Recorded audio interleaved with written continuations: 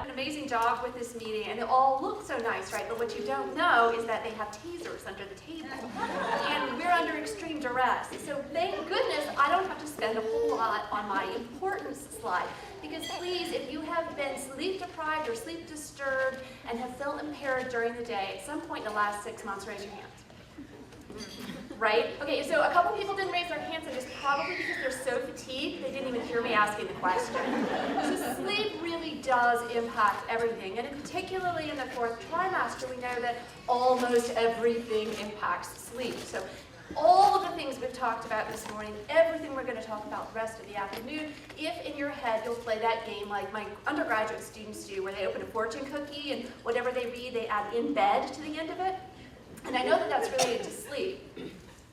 Yeah, so just add that and it all makes so much more sense.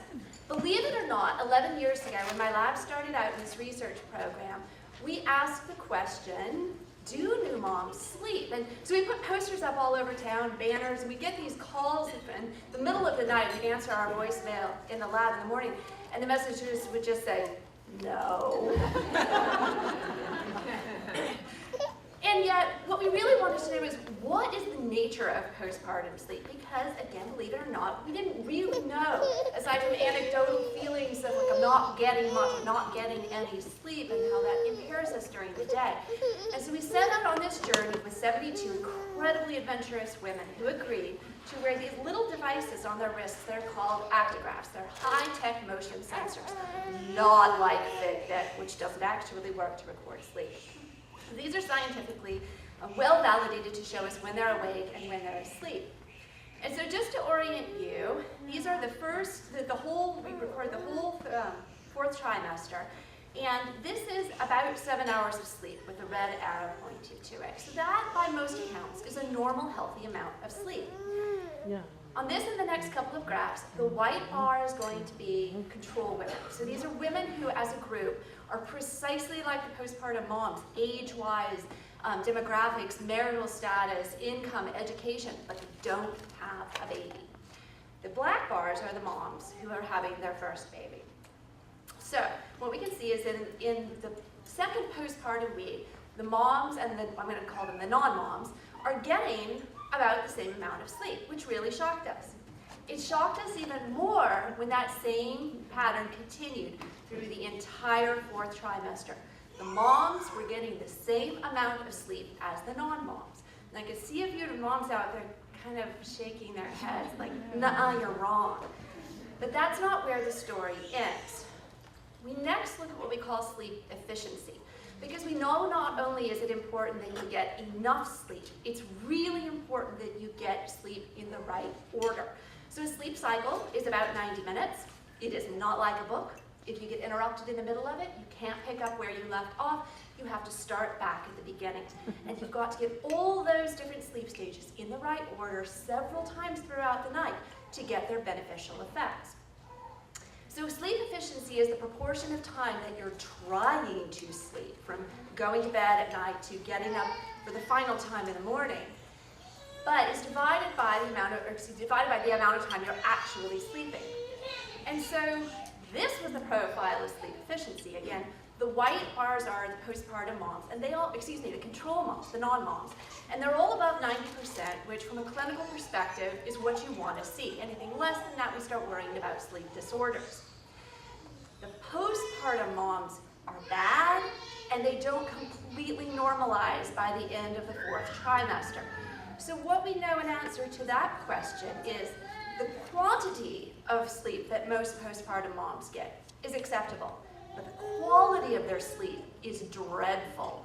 And from a practical perspective, what this means is that they are very, very REM sleep deprived, REM being the last stage of sleep that we have. Incredibly important for learning and memory consolidation.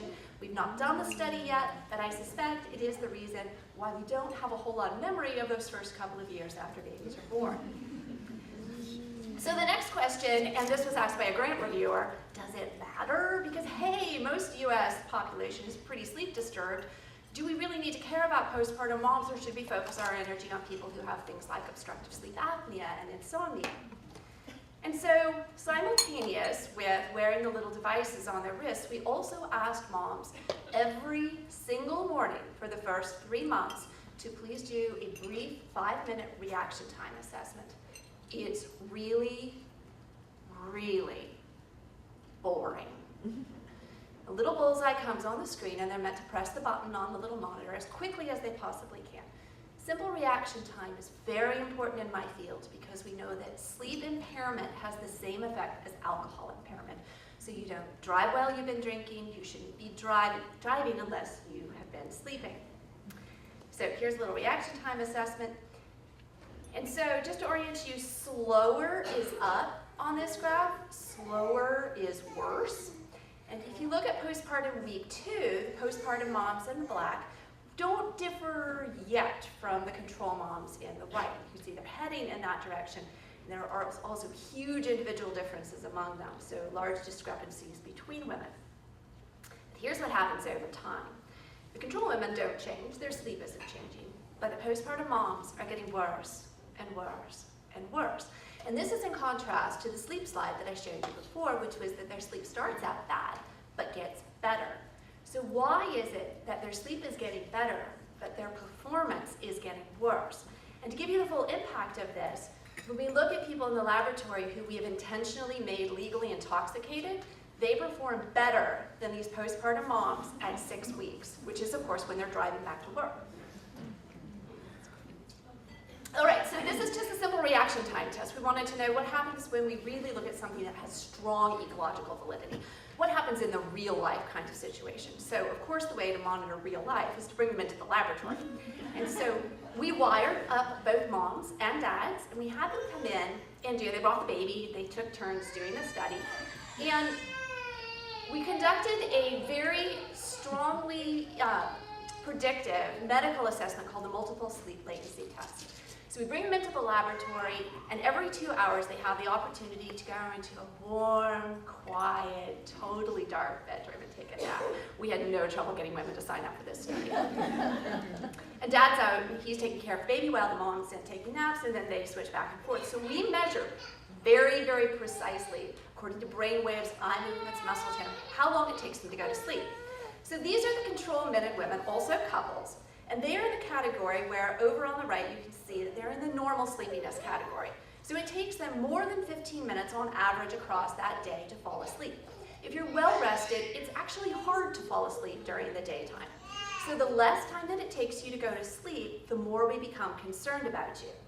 People who have narcolepsy and who have what we call excessive daytime sleepiness from sleep apnea tend to fall asleep in the pathological sleepiness area down at the very bottom. So here are the postpartum moms on the left, and then next to them the postpartum dads. And if I showed you all the p-values and the ultra that scientists pray to, what you would see is that the dads in the moderate sleepiness category are worse off than the moms in the mild sleepiness category. So we did this really high-tech scientific study, and then afterwards we talked to the moms, like we're doing right now and should have done before we started the study, because what they told us is, yeah, when I was in your lab, I wanted to go to sleep, but I tried really hard not to because I was afraid that Dad didn't do a good job taking care of the baby out there. And so they were actively resisting this, and they told us, one of them in front of a reporter for our local newspaper, like if the baby hadn't been there, she'd have gone to sleep in 2 minutes like she does at home. So we need to be doing a better job. We're not showing the worst of this. So the next question is, does it matter? Or see, that question was, if it doesn't matter. The answer is, well, only if we care about families and also anyone else who they may be taking care of. Okay, so do new moms sleep better if they formula feed? And this is one of the first things that new moms quit doing is breastfeeding if they think that they want to try and get better sleep. These are a lot of little graphs. They all show you exactly the same thing, which is that there are no differences on objective, subjective, or daytime sleepiness measures between moms who are exclusive breastfeeders, exclusive formula feeders, using a mixture of the two, nor do they change over time if they switch from one feeding method to the other. All right, so the answer to that one is no. So our next steps are, we want to know, do women recover from the impact of sleep disturbance? Not deprivation. We now have answered the question. Women are not sleep deprived. They are sleep disturbed. And do they recover from the impact of that before they get pregnant? Again, we have some preliminary evidence that says that by 30 months postpartum, 19% of women are still experiencing excessive daytime sleepiness. Do they recover? And this is where I kind of have to hold my breath and say, ever? Because we don't know the answer to that. What about dads? We have a very early study that shows that while dads are wanting to be involved, that in fact postpartum women are spending 10% of their time awake caretaking for their partner. Yeah. Which is not what we wanted to find. My husband's a stay-at-home dad, and I wanted to usher in like the brave new dad. And then what are the best practices? So we have tremendous evidence that says that maximizing consolidated sleep and then hastening the recovery from it is possible. There are large individual differences. What we need to do is figure out what are the women doing for whom they're not accumulating the sleep debt and they're not as impaired during the day. So those are our remaining questions. I'm told to get out, and so I'm getting, and